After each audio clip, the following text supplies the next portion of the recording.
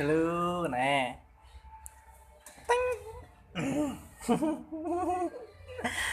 Thôi tới gì tôi phải không gió nè.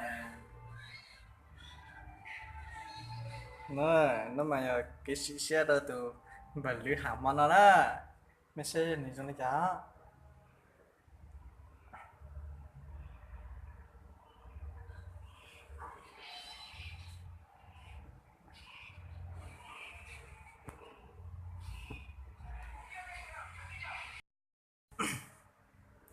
Cái nữ nhớ tỏ đi thọ tì mà nó chi phu mà nó chi phu tỏ cả nó để lòng như chỉ lo đi đâu tỏ sẽ lên này là hai trong này chả nó ok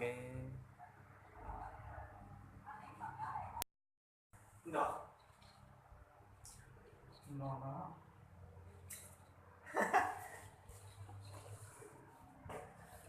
thôi được rồi quay rồi á.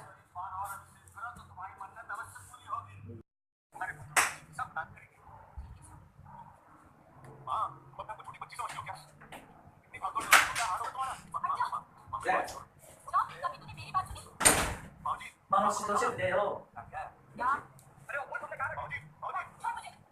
Wow, không một đỡ. Thế người ta làm lý luôn đấy. Thế người ta làm lý luôn đấy.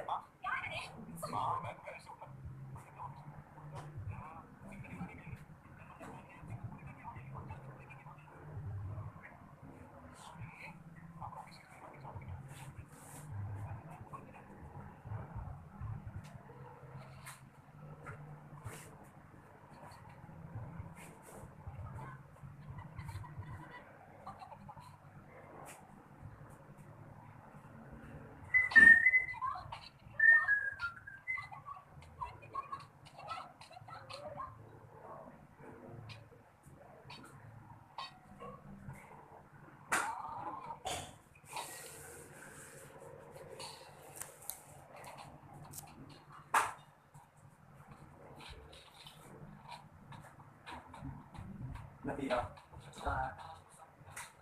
Mòn xin tao mình á.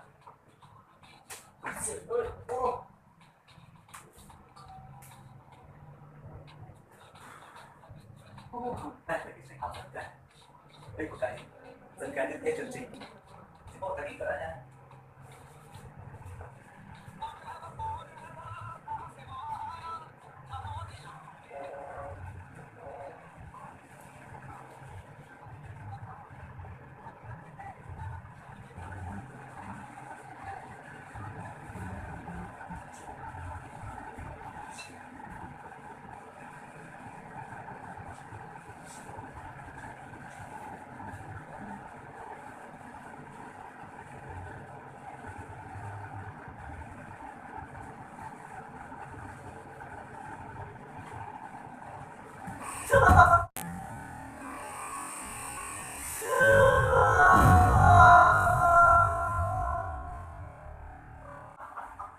Đã chết của chia cơ mà. Hãy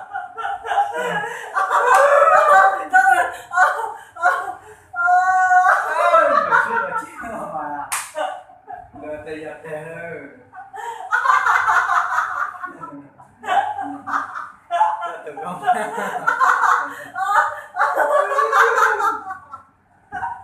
những video